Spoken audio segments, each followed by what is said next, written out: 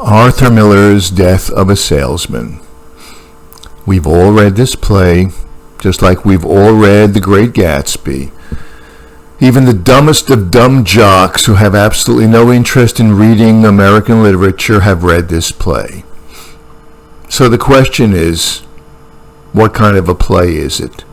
Is it a good play? Is it a bad play?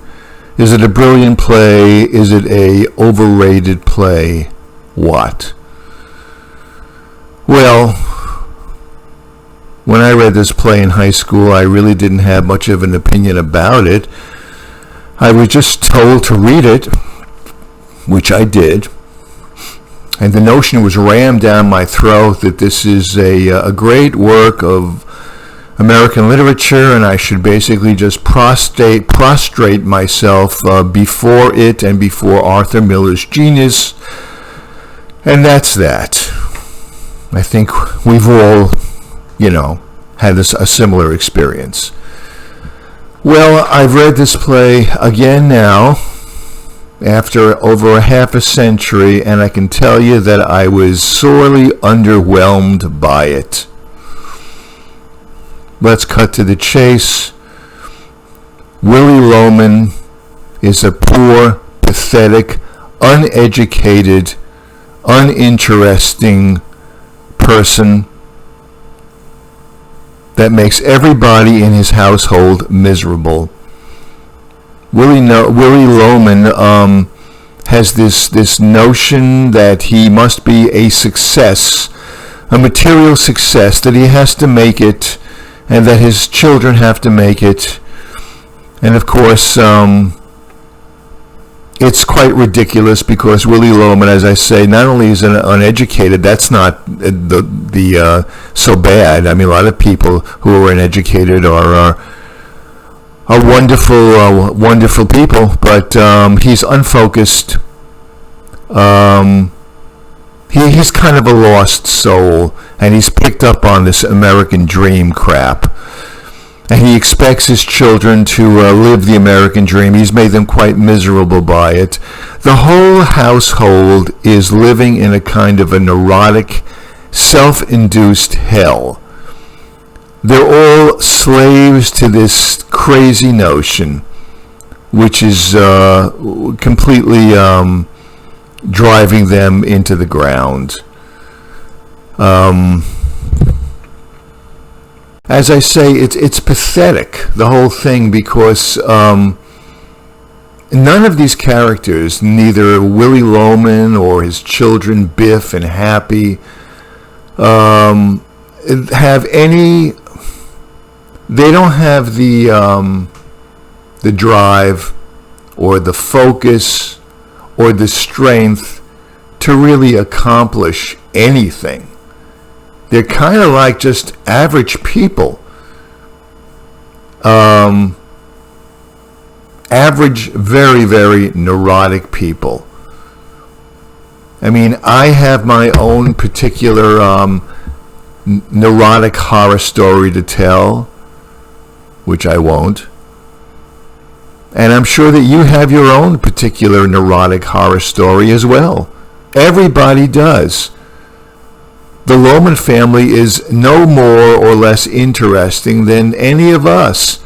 They have their own particular neurosis. Their neurosis happens to be this pursuit of they're not really pursuing it. They're just feeling crappy about the fact that they can't be better than everyone else and wealthy, and then they can laugh at all the other schmucks in the world. Something like that. I mean, you can give your own version for it. It's a very simple idea. And Loman, as I say, is the sickest of the bunch. His wife makes matters worse because she idolizes this sick fucker. God knows why. So they're living in their own self-induced hell. And that's about it. This play is very, very grim. It's joyless. It's completely black. There's not a shot of humor in any of it. It's deadly serious. I mean, all of the members of the Lohman household are slaves. They're slaves of some kind of a system which tells them that they should make it. They've completely imbibed this notion.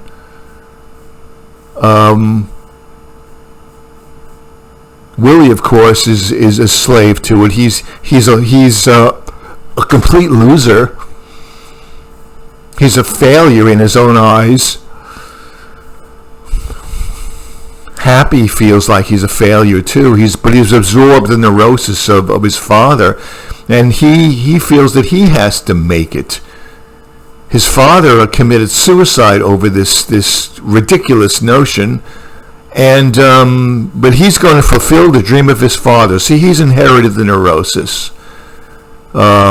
Same grimness. Biff seems to have a little bit of insight by the end of the play. He realizes that he's not cut out to be in business or a salesman, which is nice. In a way, he's kind of tried the best he can to get off of this neurotic merry-go-round. But even Biff is very, very sad. I mean, he's kind of given up on himself. He sees himself also still as a loser who couldn't cut it. As kind of a joyless person, he kind of has to resign himself to that. There doesn't seem to be a shred of joy or beauty in Biff's life.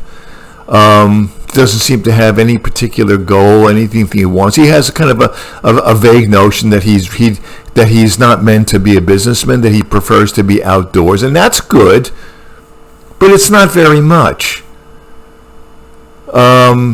Even after Lohman has died, killed himself.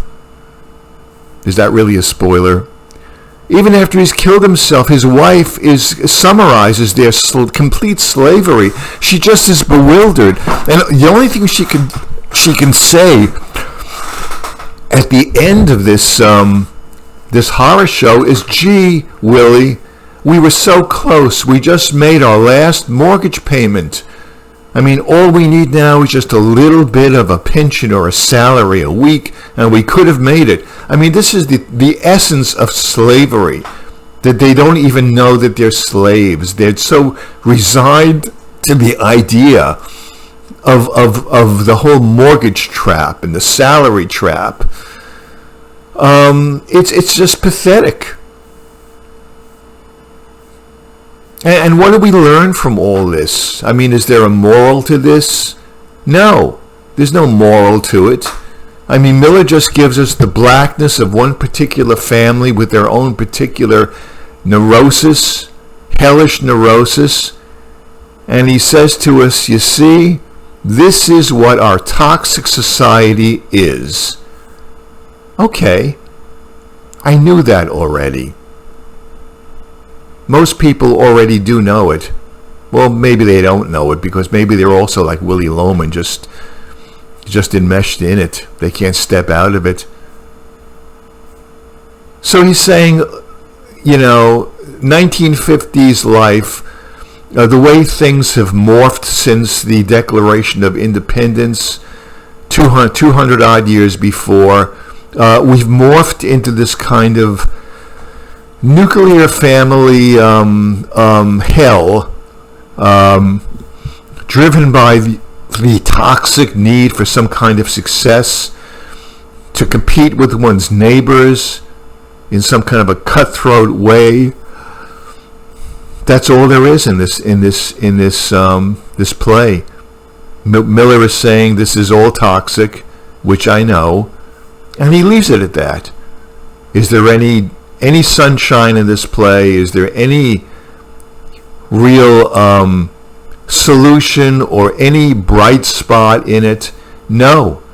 It just represents a toxic, neurotic situation, a toxic, neurotic society. Is this kind of an oblique condemnation of the capitalistic way of life? I mean, I'm not really sure. I haven't looked Miller up, but I think Miller was pretty much sympathetic to socialism. I know he was one of the about 6 or 7 writers who was invited to Cuba by Fidel. It seems to me that he's one of these I don't know, Jewish socialists from the 30s and 40s and 50s and so on. It seems to be kind of an oblique condemnation of capitalism. It certainly is a condemnation of our toxic culture, or the toxic culture of the 50s. It's kind of in the genre of these kind of like social commentary novels and films and plays about the dysfunctional family, where everybody needs to run to a shrink now because the nuclear family is disintegrating in the wake of this toxic culture we live in. Oh, okay, but what does he give us? Where does he go beyond this? He doesn't. He doesn't go anywhere. If I was on a deserted island and all I had to read was Death of a Salesman, I would probably go crazy very quickly. It's just complete bleakness and blackness. That's it. Willie Roman is, I guess he's in the midst of having some kind of a breakdown. He's kind of hallucinating in and out of the present. And that's kind of clever, the way that Miller handles that. He has different characters in a surreal way coming in and out of each of these two acts from the past. Uncle Ben and the characters from Biff's childhood. They kind of flow in and out of the present as Willie's mind flows in and out, and that's done in a kind of inventive way. I give him that. But what's the result of this? Nothing but blackness.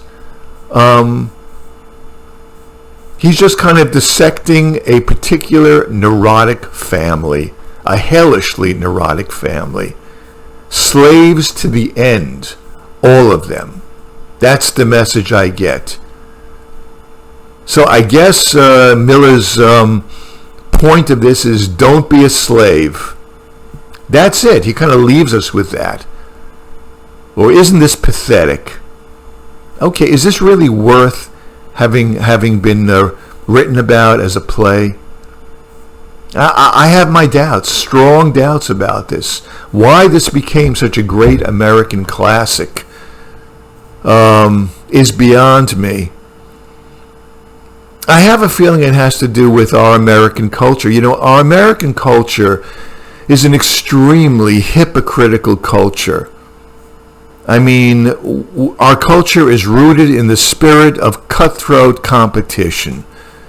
Go to work every day, leave your nuclear family, screw the other guy, make as much as you can, fuck everybody else. Go out there and cheat on your wife, your spouse, fuck your brains out. But remember, don't show it on TV, sex. Don't show naked breasts. Don't talk about it too much on television or something. Be as competitive as possible. Cut the other guy's throat, but go to church on Sunday. We're such a hypocritical culture. I think Americans realize that. They realize that their culture is an extremely toxic culture. And we like to do penance, Americans. We like to do penance for our shallowness and our ruthless aggressiveness, our complete lack of sympathy for our fellow man. And what's one of the ways that we make penance for this? Well, I mean, we go to church or synagogue or whatever on Sundays. Another way we do it is by our literature. We like to read plays like Death of a Salesman, or maybe, I don't know, something by Eugene O'Neill, A Long Day's Journey into Night. Again, something which goes into the blackness of our culture, and we feel that we're doing penance for when we watch these kinds of plays. We Americans seem to be drawn to the idea of seeing their toxicity played out on the screen or on the stage. And then they've got their cathartic fill of it for an hour and a half or so. And then the rest of the week they can go back to being the same boorish cutthroats that they were before they saw the play. So in the way the play kind of serves a purpose, it lets off steam for them, perhaps. That's what this play is to me, just like a lot of Eugene O'Neill is kind of the same thing. And a lot of plays from a lot of movies from the 50s, these social dramas from the 50s kind of partake of the same thing. I mean, if you want a really good dramatist from the 50s, then Tennessee Williams is I don't get the same kind of toxicity from Tennessee Williams. And the guy that I love the best of all of them is William Inge, Picnic, or a number of his other plays. I mean, Winge was truly a dramatic poet, not like this crap, this black, bleak, toxic, neurotic hell of Death of a Salesman. Again, there's no sense of beauty in this play. There's really no sense of distance or detachment, that there's anything other than this toxic, competitive climate going on in the play. I mean, his friend Charlie is an extremely limited person. Young Bernard, okay, he becomes a lawyer. He argues a case before the Supreme Court. But Bernard is simply another slave too, but he played the game correctly. Bernard at least had the drive and determination to be a slave that is well paid, I guess. It's a very claustrophobic kind of world that Miller has created here. There's just no sunlight or sunshine in it. If you want sunshine and sunlight and hope, and you want to see the world in a cosmic perspective, why don't you listen to late Beethoven? If I'm on a deserted island, I would rather listen to Opus 111, Beethoven's last piano sonata, his Arietta, the second movement. I can listen to that forever. There's light and there's life in that beyond all measure. And when you read something like Death of a Salesman, Miller promises you nothing but hell, nothing but neurosis, nothing but blackness. It's completely anti-life.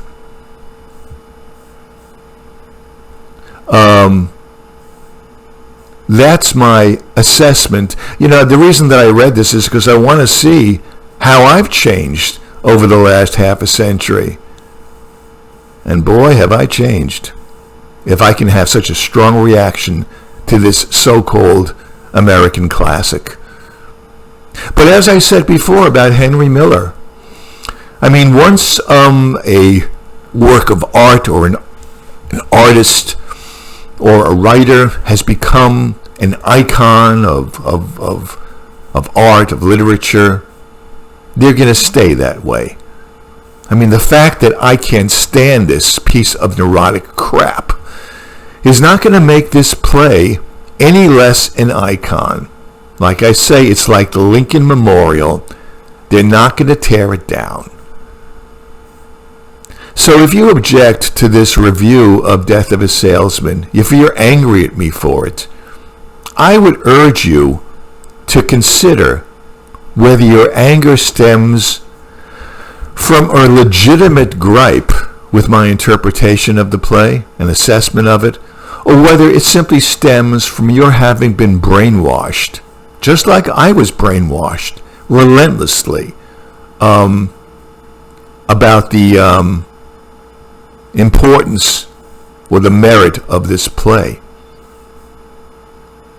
You know, we're not really free in so many ways, but we're also not free when it comes to art. We have the art police, the critics, God knows who does it, but they tell you what you must like when you're very young. There are so many books out there which do not deserve to be touted as great works of literature, but they are rammed down our throats, and we never think about them in any other way. We're not free when it comes to that either. Well, I'm free a little bit from it. A little bit. But boy, oh boy, did I have an allergic reaction to this piece of junk. Stay away from it. You can read anything else that gives you light and life, and I'm not talking about a happy ending.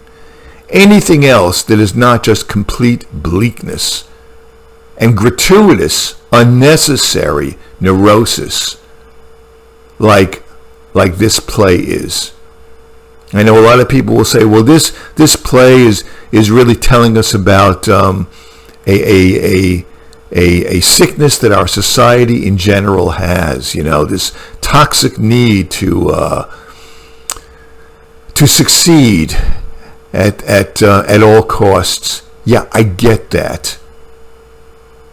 And there are better plays that do it. There are better works of art that do it, that go far, far beyond this.